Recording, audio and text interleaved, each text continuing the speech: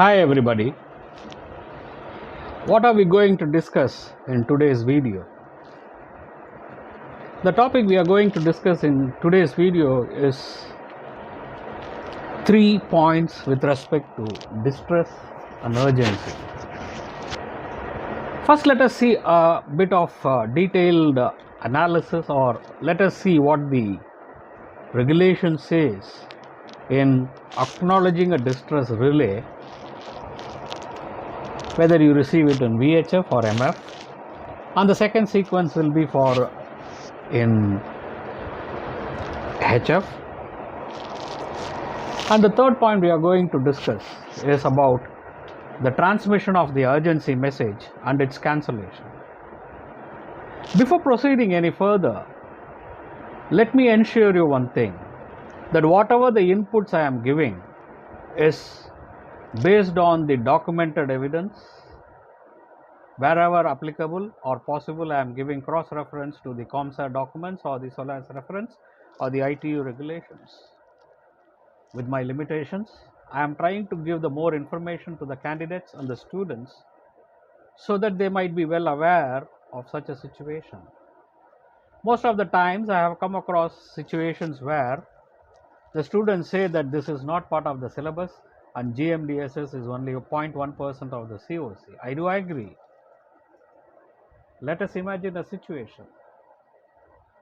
Your vessel is in the US waters or in the Australian waters, and if you happen to encounter such a situation, and without knowing what does the regulation says, if you try to do something which is not mentioned in the regulations, by all probabilities, the coast or the RCC or the MRCC, whoever is responsible or the coast station, would have initiated a search and rescue based on certain parameters or from informations from your call, and they must have encountered a huge amount of financial liabilities.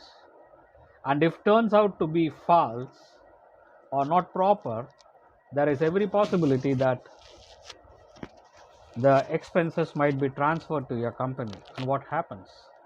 Everybody is going to be in a big soup, your company, because of the huge financial liabilities, because engaging a search and rescue transport for a vessel in an open sea is going to involve a lot of resources to be arranged.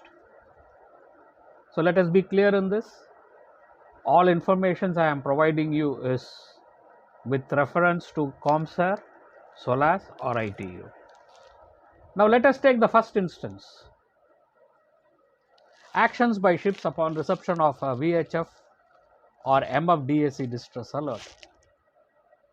Let us say you have received a distress alert is received.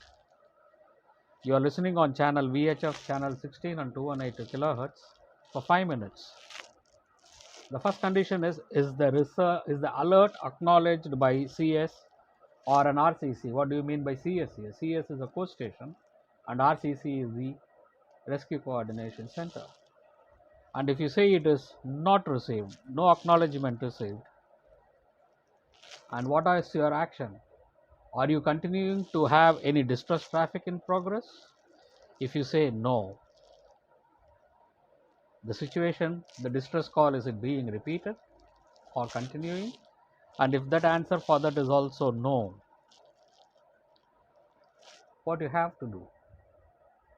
All you have to simply do is contact the nearest coast station or the RCC by appropriate means.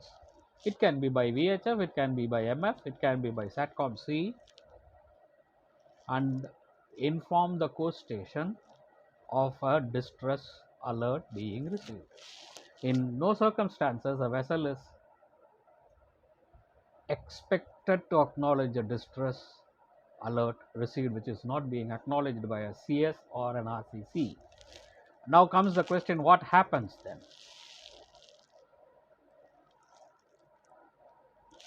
In case if the DSC alerts keep continuing for more than 5 minutes, we all know that an acknowledgement call for a DSC distress alert will stop the transmission of the distress.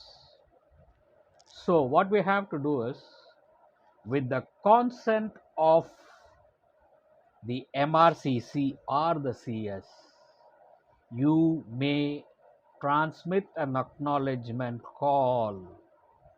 Remember, with the consent of a coast station or MRCC, you may transmit an acknowledgement call to stop the distress. But without a consent, if you are going to do this, the consequences can be disastrous. Where is the reference document? One thing is that you can refer the flowchart diagram following these videos for VHF, MF and HF, and also you can refer to COMSAR Circular 25. COMSAR Circular 25, which I will be scrolling it down in this video appropriately. You can also verify the flowchart diagrams given for VHF and MF. And now, what happens if the same thing is happening in a MF or HF? The same COMSAT Circular 25 specifies what action should be taken by vessels in in HF when you receive a distress alert. The idea is, if it is clear that the ship or a person in distress are not in the vicinity or better place to assess, superfluous communications which could interfere with search and rescue activities are to be avoided. Superfluous transmission which can interfere or impede the search and rescue operations to be avoided. The remaining of the procedures is the same like what we saw in the VHF, and this also you can refer to COMSAR Circular 25 and the flowchart diagram which is going to follow this video clipping. And once you have informed the RCC or the coast station, what you have to do, you have to enter the details in the logbook. After transmitting a distress relay to the coast station, enter the details in a logbook with precise information and then reset your system. This is what COMSAR Circular 25 very clearly says about the actions received by a vessel for distress.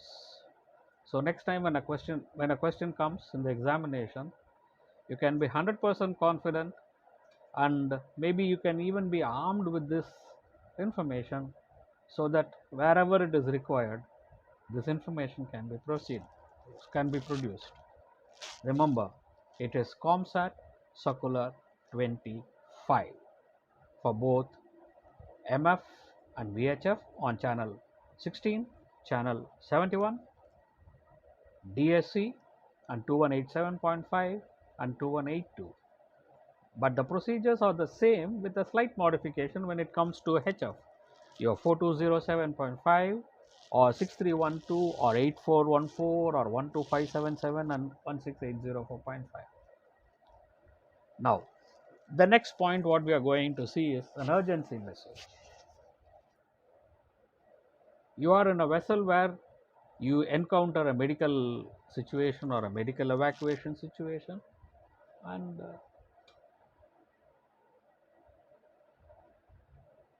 you have transmitted an urgency message on DSC or MFH or whatever it is. Your urgency situation is cancelled. You are fulfilled. You are no more in the urgency situation. The medical evacuation or the medical assistance has been rendered by the RCC or by the coast station. Now, what should be your action?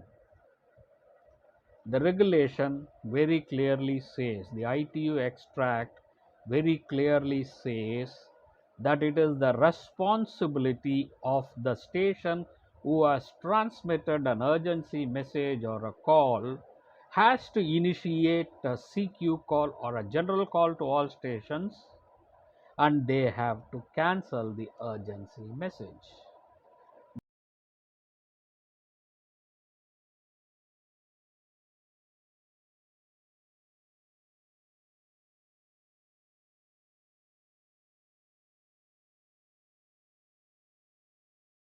Now, what does the format of the urgency message looks like? In such a situation, what you have to do? The urgency message cancellation has to be preceded by the word pan pan. I am giving an example, a typical example of an urgency cancellation message, so that you can keep it in your mind. Pan pan pan pan pan pan. Hello all stations, all stations, all stations. This is the name of the vessel, that is your vessel spoken 3 times, and the call sign of the vessel and MMSA of the vessel. And you'll have to say, please cancel my urgency message of, you'll have to give the time at which the time and date at which the original initial urgency message has been transmitted. Again, the cross reference for this is from your ITU radio regulations. It is very clearly given. So next time, be sure and be careful when you answer these type of questions. Happy learning. See you again in the next short video. Thank you.